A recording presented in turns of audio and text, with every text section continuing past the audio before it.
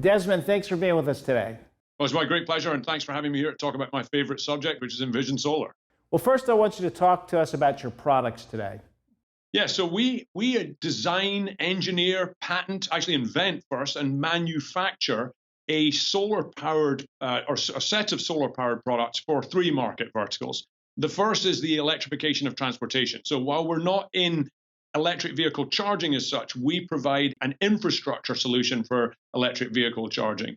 The second market vertical that we go after is outdoor media. Again, solar-powered and sustainable products for the outdoor media industry.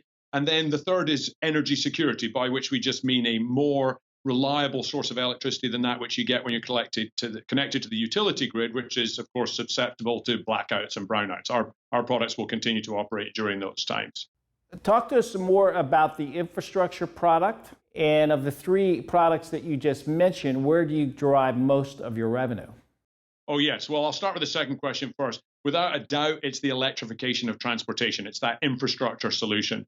So what we have is the world's only transportable, solar-powered electric vehicle charging infrastructure solution. Our customers in general who are deploying EV chargers to charge their electric vehicles are faced with a choice. They can either go out and go through the 100-year-old model of connecting to the utility grid, which is a time-consuming, painful, and often very expensive process. It can take as much as 18 to 24 months to go through the planning and construction, digging trenches, pouring concrete, pulling wires.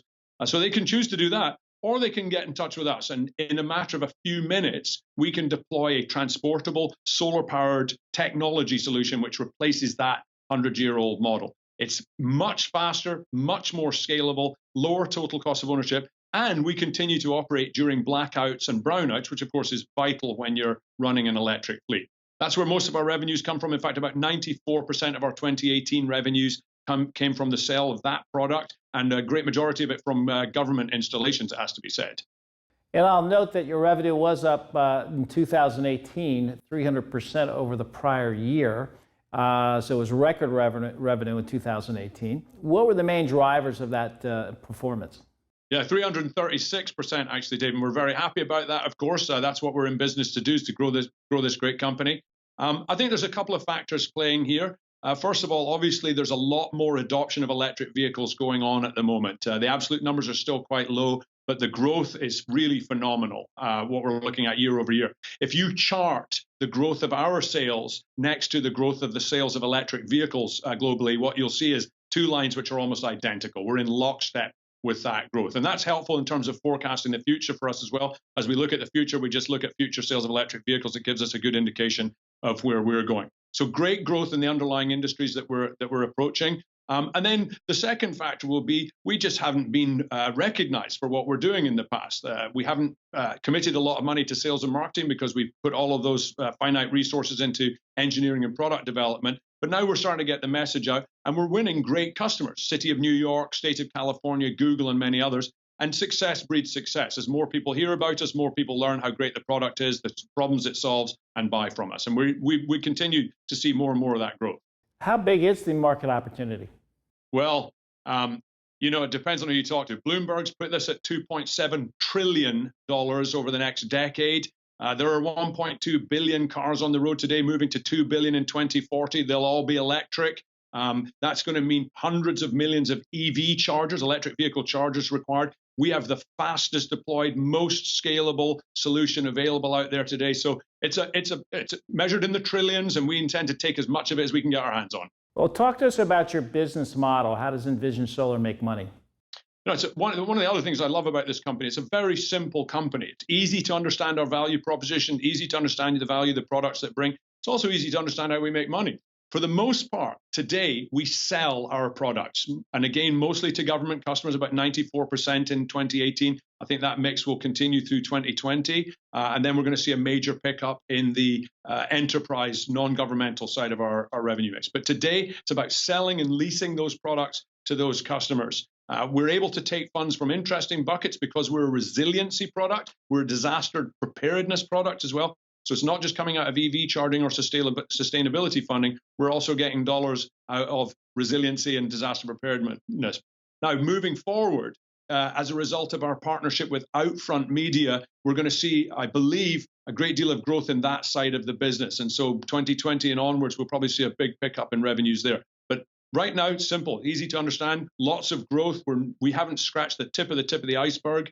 And again, a tremendous opportunity in front of us. What type of intellectual property does Envision maintain? Yeah, again, very simple, easy to understand. We have multiple patents on our products. But I'm going to tell you, Dave, we're not a company that just goes around chasing patents so that we can decorate our walls with them. All of the patents that we have are out in the street making money for us. And we're very disciplined about how we spend money on intellectual property protection. It needs to be demonstrated that it's going to create a clear barrier to entry for competition. And when it is, we'll invest in that. And frankly, that's what our patents do today. Now, we also have a couple of products which are patent pending. Same rules apply. We believe there are great opportunities in the market for these products, and we believe that the intellectual property coverage that we're getting over them will create a significant barrier to entry for others coming in. And by the way, the proof in that is that as we look at our largest selling product, the EV ARC, there simply isn't any product competition out there for it at the moment. To do what we do, you have to infringe on our patents, and what we do is vital to the growth of the industry. Desmond, to recap today, what is the main takeaway for investors? Why should they take an interest in your company today?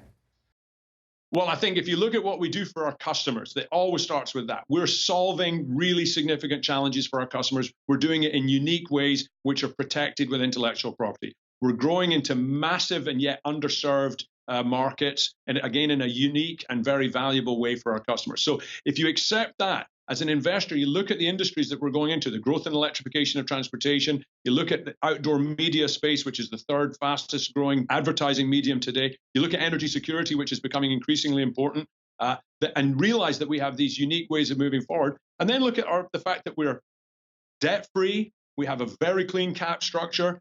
We've just gone through 18 months of incredible scrutiny as we moved from the bulletin board up to NASDAQ. We're now on a NASDAQ national exchange.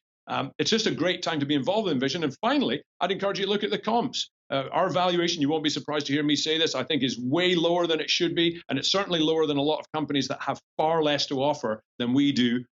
So I just think it's a great time to do this, and we look forward to having people involved. Desmond, thank you for being with us today. It's been my great pleasure. Thanks for the opportunity.